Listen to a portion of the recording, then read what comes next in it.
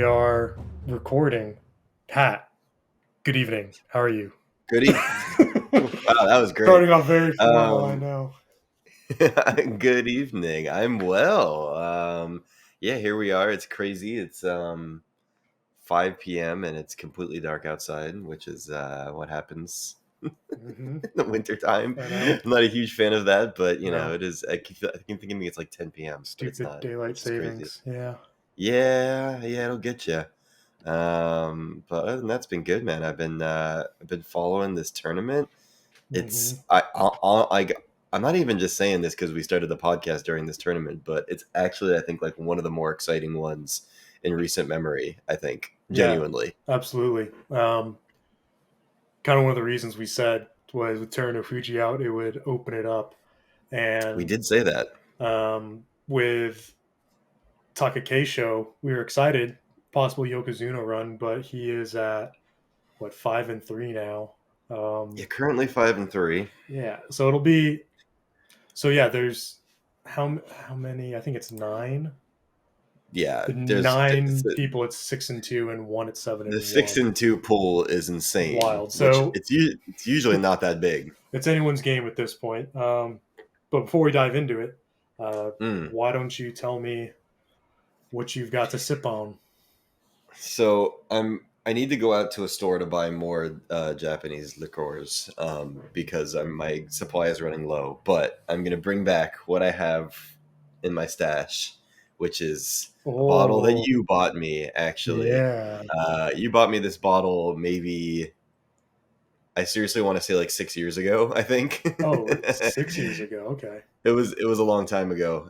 This is the Yamazaki 12 single malt whiskey.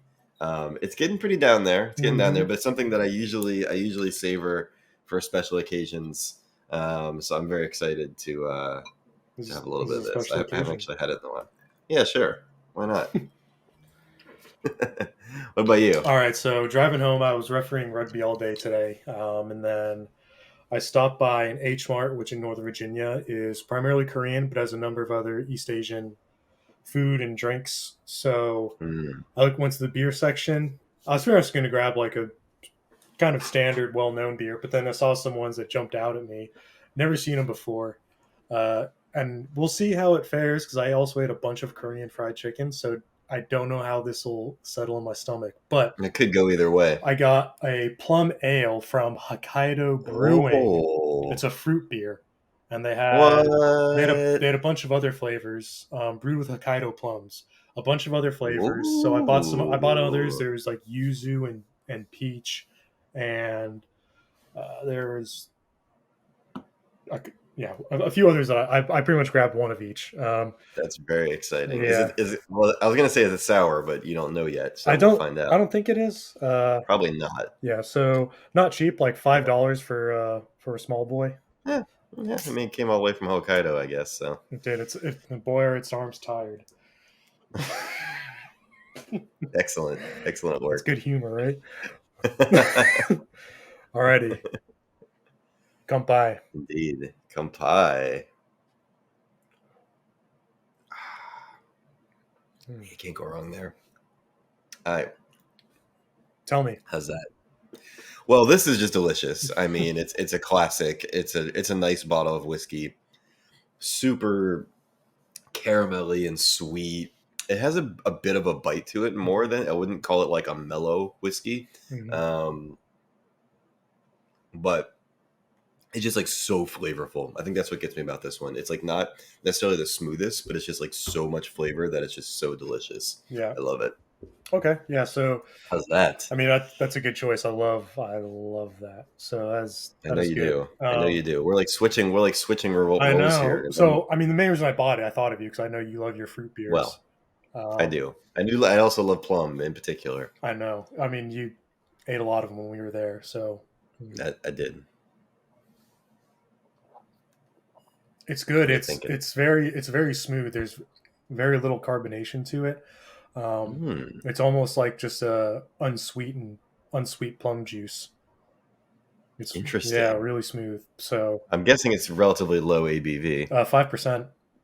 Okay, so yeah, So hopefully with the less carbonation, my stomach will not be too bad with the 4 pounds of Korean fried chicken if you need to rice. take a break, just let me know. Oh Okay, God. just give me a warning, and we can pause if we The need to. warning will be me just constantly like, oh, I need just all the sweat. You look a little you look a little sweaty. It's Oh, the meat sweats, I it's think. the Korean meat sweats hit different. Hmm. Okay. That'll do it. All right. Well, I guess we don't have too much format really for this, but I know there are a few things you want to discuss. So how about you? How about you kick us Yeah. off here?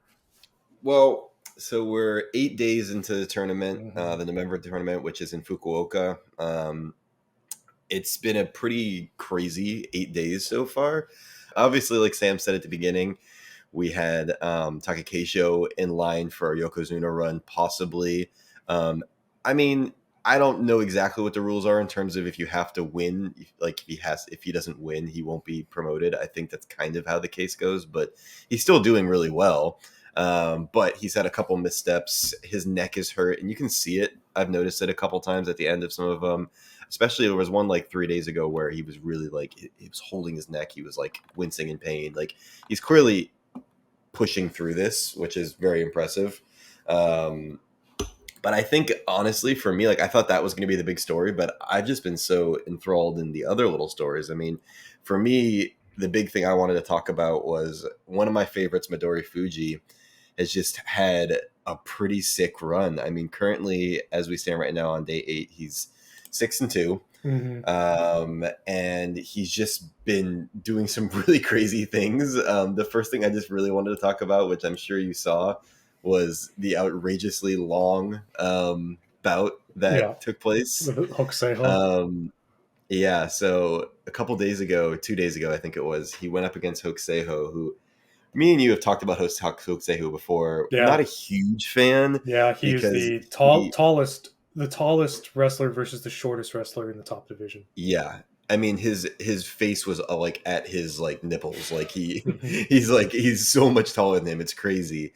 But Hokuseiho kind of does this thing where he just kind of stands there and leans. Mm-hmm. And it works sometimes, it work doesn't, but they basically got into this like deadlock, and they stood there locked up for so long that they actually took a break, Yeah. which I've never seen that before. I've seen them pause a match to adjust the Yeah.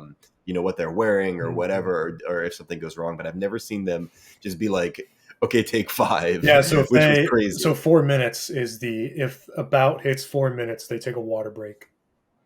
That's crazy. Yeah. 4 minutes is I mean, So considering most of these last for like less than 5 to 10 seconds. yeah, and so I was similar camp where it's not that I dislike Hakuseiho like as a person or anything like it's not mm, like that. Yeah, it's his style is just kind of is boring, can be boring to watch. Even times where he literally has one arm just dangling. You're like, come on, man, do something. But for this one, so against Midori Fuji though, I can't believe I'm going to defend his boring style of sumo oh boy, because they fought last Basho and Midori they did. Fuji like Took him down. took him down in like stunning fashion. And so Midori Fuji is Mm, such a strong grappler too that yeah. really Hokuseiho here once Midori Fuji got in with a strong hold, and really it was more Hokuseiho trying to just outlast him here. So Yeah. I can't really knock the guy on this occasion for it because the last time he tried to go offensive against Midori Fuji was 2-0 against him going into this. So Right. I can't necessarily blame him. It's true, and it worked too. He Mm-hmm. ended up winning at the end. I just thought it was quite a sight. There were two things in particular that you very rarely see in sumo matches. One was, so when they pause the match, the ref comes out, Igyoji, and like puts like salt Yeah. down like where their feet are, which I thought was really funny. I've never seen that before. Yeah. To like mark it, because it's such a weird thing, because they when they take the break, they come back and set them up exactly, or try to set them exactly where Mm-hmm. they were, which is just a bizarre sight. It's a spectacle. So that in itself was weird. And then once it finally ended, just like seeing Midori Fuji like laying there on his back, like completely exhausted. Yeah, like you just never see that. The guys always like spring back up and get right back in, and do their bow and leave. He just like laid there, was clearly so dead. And Hokusei, who like gave him a really strong like helping hand up and like helped him up. So it was like a camaraderie moment in the end, but it was just quite a match. But Yeah. I mean, outside of that loss, which he fought extremely hard for, I mean, in the bout today, He fought was Miyagi-Ryu it today, and he won. Yeah. that loss aside, like he's just been so strong. I mean, today he fought Miyogiru, and it was just another like epic takedown. You know, this guy who's, I guess Sam said, the shortest guy out there, but he just grabbed him and just tossed him like a child, and it was just so impressive. Yeah. To me, like it's why I like him so much. He just has so much strength for his size. Like I think pound for pound, it just blows my mind.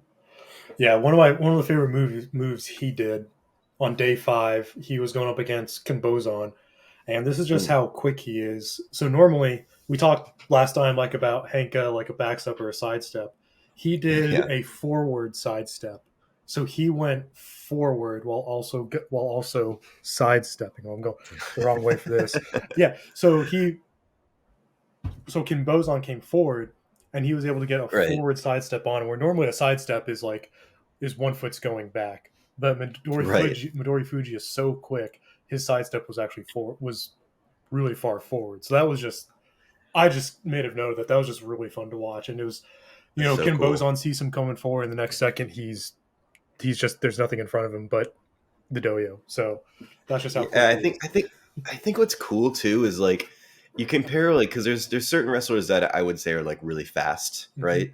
And like to me, one of them is like Tobizaru tends to be like really fast. Like he comes out with like a lot of energy and a lot of fast, but he's had really poor results this Basho. Like he's near the bottom. Um, but like, well, I guess he's 3-5, so he is in the bottom half. But um, I think it's interesting because like he tends to just like throw everything into it, and I think it's like it turns into this like hit or miss type situation. Right. Whereas Midori Fuji is fast, but it's also like calculated. Like Yeah.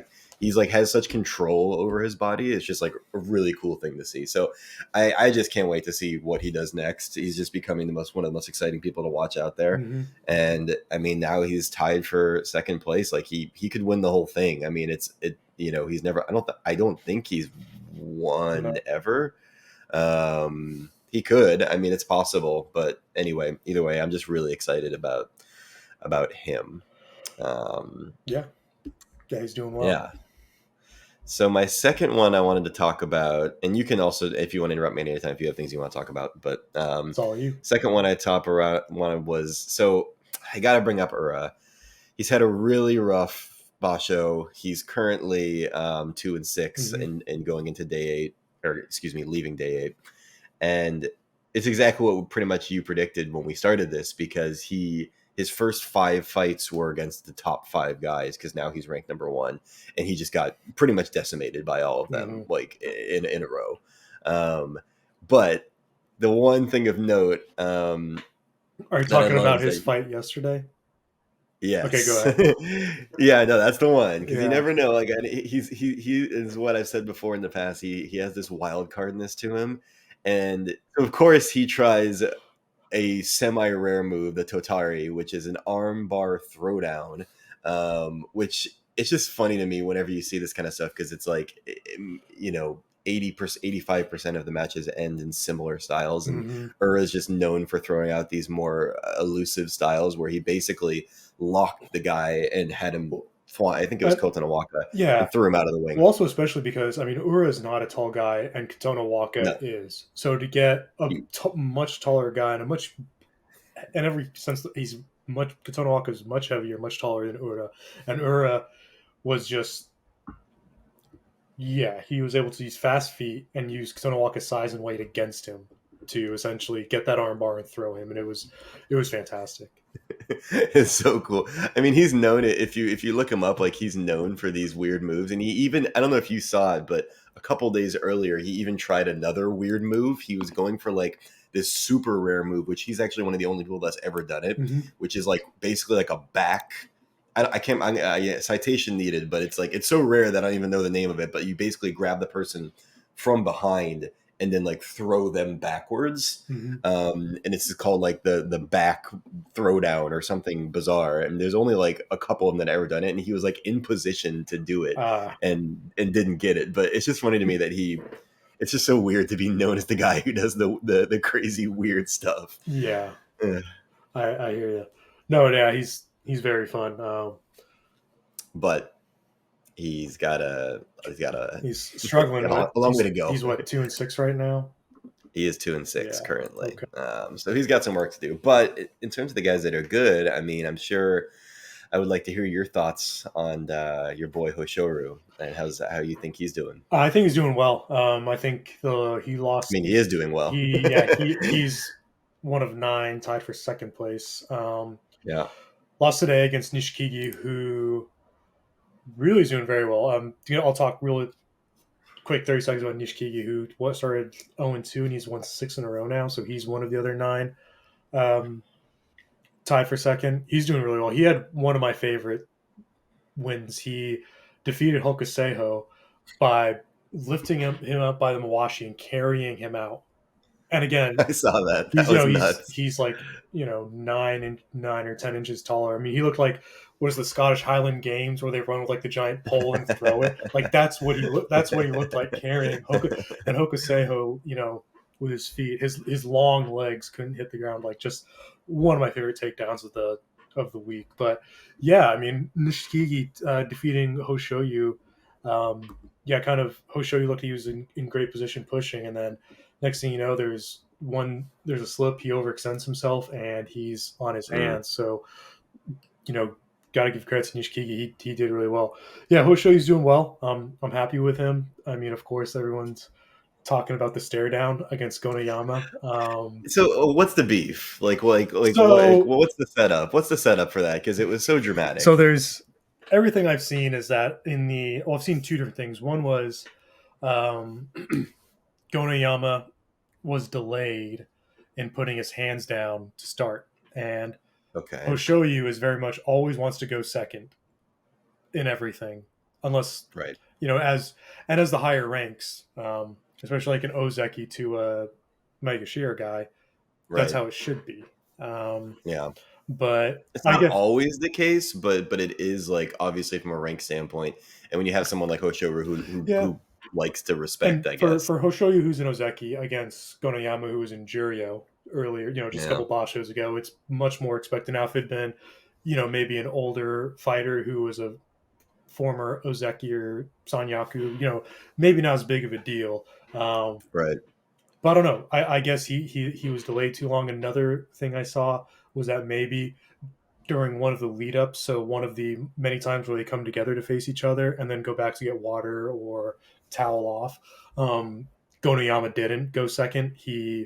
And that is cut out of like a lot of the TV highlights, and so maybe it was that.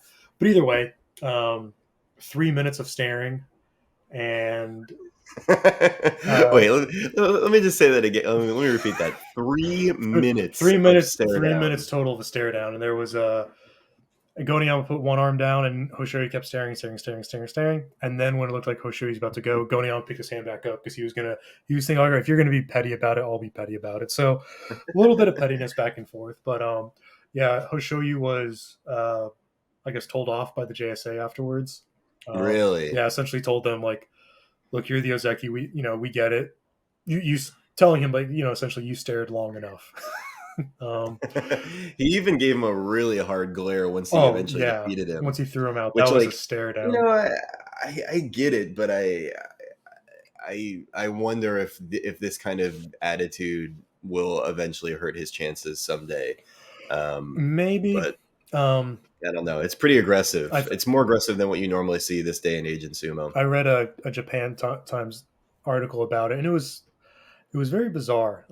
They say like in the press sometimes they're a little racist about non-Japanese wrestlers. In this, it's saying, there were flares of Hoshoyu's uncle Asashoryu, who was kind of notorious for having a bad mood or getting into shenanigans off the dojo as well.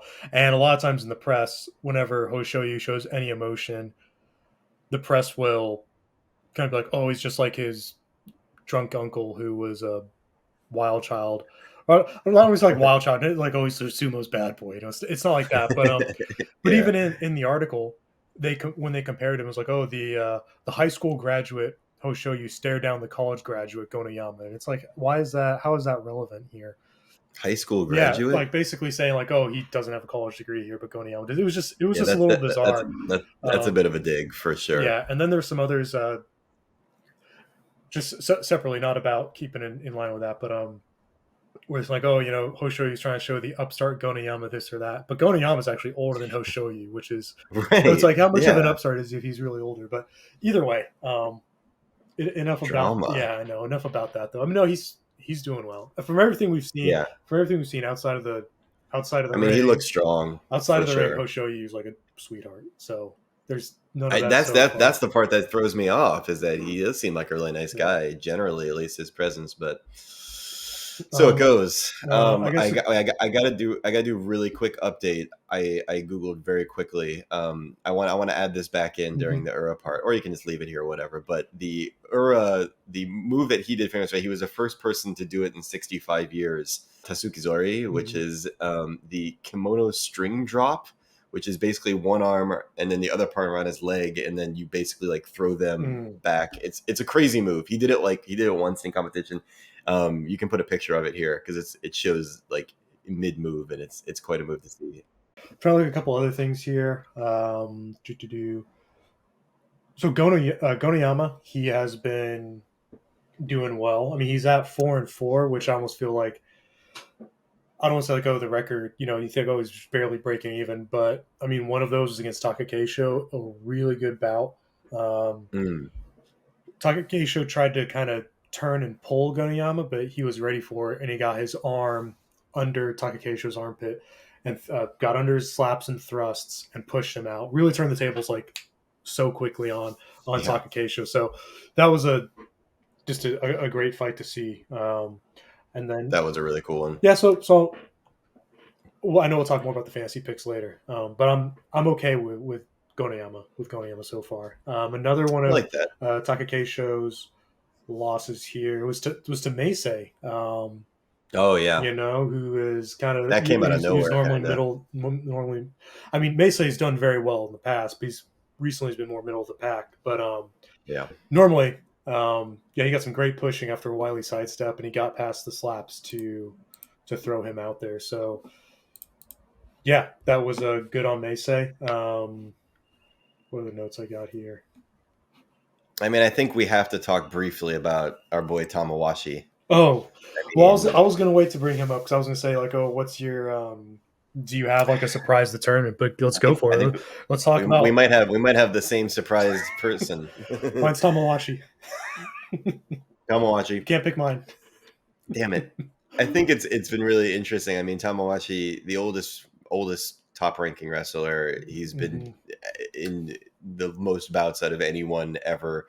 He's just like legend, and he's been not really doing great lately. He's been ups and downs, but not great. But then he's just been looking really strong, and yeah, he's at 6-2. He's in the top pack with all the leaders right now. I mean, he's right up there with literally all the leaders, and it's just really cool to see it. I just think it's really cool. And he had his 39th birthday. I mean, he lost unfortunately on his birthday. But he's turning 39 and he's 6-2. So yeah, that's incredible. That's fun to see. Really fun. Yeah, he's especially after going 2-13 last time. Like right, we were worried, is he going to drop down in Juryo? But I thought he was for sure. If he keeps this up, no. I guess so. A couple of things. Down in Makushita, Wakataka Kage is 2-2. His two losses were not looking too good. Kind of concerned he's come back too early, and he won today, and it was a good win. But I mean, he's a 2-2. Makushita, you only have 7 fights, so even if he goes undefeated at 5-2, he's not coming. I don't see him coming back up into Juryo. So yeah. Maybe he's trying to stem the bleeding of free falling too far in Makushita, but that's all I can really think of. But it's hoping he finishes at least with a winning record so that he's set up well for the next tournament to win. Yeah. To win out and bounce back to Juryo. So a little worrying there. And speaking of Juryo, go ahead. It's a tough one. No, I say it's just a tough one. I mean, because like you said, you want to get back into it and like try to gain some ground back, but you risk like potentially re-injuring or that's a risky one, especially for someone that's such a crowd favorite. I'm sure he's just so eager to get back. Absolutely. For Jirio, uh, Jirio's going. Jirio's been pretty fun so far. I think Aoyama's been doing pretty well. it's a three-way tie for the lead, all at 6-2. So Kota Shoho, Onosato, and Shiden. So Onosato is the young guy I talked about last time, whose hair is still too short to tie into a top Right. knot. Right behind him is uh, one of your favorites, Aoyama. So Oh yeah. 5-2 in Jirio, but 5-3. He lost today as a Jirio visitor. So that's good to see. I know you're a well. I mean, we both like him, but I know you're a big fan of Aoyama. Yeah, any chance to see him out there doing his thing, I always take. I am a big fan. Yeah, we were really worried because when he was fighting in the Megashira ranks, it just seemed like the Yeah. last few tournaments he doesn't have the conditioning or stamina. Like he goes in for a big first push, but then basically it just seemed like if you could just survive that first push, you could bounce back. Pretty In much. Jurio, though, seeing a lot of those guys either can't handle that first push or they don't have the strength to push him back out. So he's doing pretty well. Don't know if he'll do well enough. I mean, he is at J1, so I mean, if he wins out, he will probably bounce back back up to Megashira next Basha, which Yeah. would be cool. Which would be cool to see. Hope to see it. Yeah, Obviously, hope to see it. yeah, and then Onosato. So I'm pulling for him. I want to see another young guy up there with the slick back hair to give Hakuoho some company. Yeah, cool. Do you have anything else before we? Oh, I had one more thing. Mm. One of your favorites, Yeah. Abi. Oh yeah. So Abi is at what's Abi at? He's at 3-5. So he 3-5. has a losing record, but he had such a great fight against Wakamoto Haru, He and did. like it was just such great sumo. Like he was very strong, really able to push and thrust and roll with Wakamoto Haru. And I was just watching that. I was like, if you can do that against someone the size and strength of Wakamoto Haru, why aren't we seeing that more? Like, cut out the hankas and go back to this, man. Like, this is what the I people give the know. people what they want, Abi. This is what they It's want to see. it's like an about face. Like he hasn't even done a single I one this know. tournament, which is like so unlike him. He has this like out of all the wrestlers, I really think he has this unique like lightness on his feet. Mm-hmm. He just has this ability to kind of like it's almost like dancing. Like he just is so light on his feet, and the way he moves around is so awesome. And I totally agree. I love to see him when he's like that because it's just so much more enjoyable than just sidestepping constantly. Yeah, I agree. Last little piece to talk about our fantasy picks. Yeah, Well, even before that, man, I feel like we're disrespecting the leader right now, Ichi Yamamoto, M14 7-1. I know. I I know. feel, We got to talk about of him. course. So, do you think this is? Do you think he's going to go the distance? Do you think he's going to do a Tommy Fuji and contend for the title, or do you think once he starts moving up, he's going to lose some? It's tough, right? I mean, he's looking really strong. I wouldn't say he's looking particularly explosively strong. I mean, he is winning. Don't get me wrong. I'm not trying to discredit him, but I wouldn't like. I'm not sure he has the legs. I feel like Atami Fuji has already fought a couple of the bigger guys. I personally am pulling for Atami Fuji, who's had a little bit of a rocky start. I mean, he's been doing really good. He's still at 6-2. I mean, it's crazy you call it rocky at 62, 6-2, but he's been back and forth. So I personally am still pulling for him. I think Ichi Yamamoto is looking great, but my current prediction where we're at is that he will not be able to hold on to the lead. I'm going to predict that. I think that he'll fall down, and it's going to either be one of the Ozekis. I mean, Kirishima's been looking really quite strong this bout, as opposed to last bout Basho,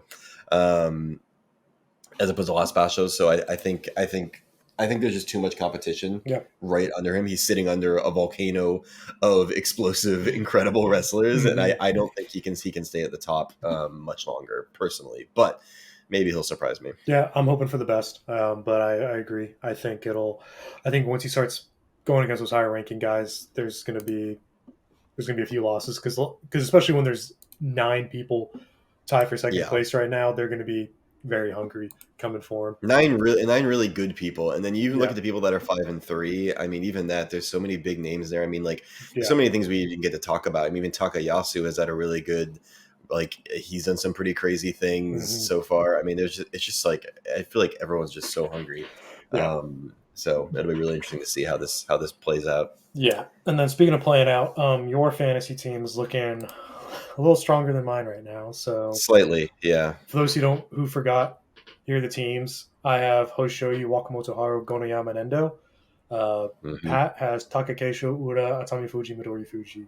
So of those, only one of my guys has a winning record right now, but I have faith in Gonayama. And I think Wakamoto Haru can bounce back. He's got it in him. Endo, he's at 2-6. And he hasn't been that. It's not even hasn't been like a close to. It's like it's not those 6 losses. It's not even like they've been close. He's been struggling. Yeah. For you though, I mean, you're Takakeisho's winning. Ura, unfortunately not. Atami Fuji though is doing great, and Midori Fuji's doing great. So you are 3 at the top. You're firmly in the driver's seat right now. In terms of this. That's where I like to be. Yeah.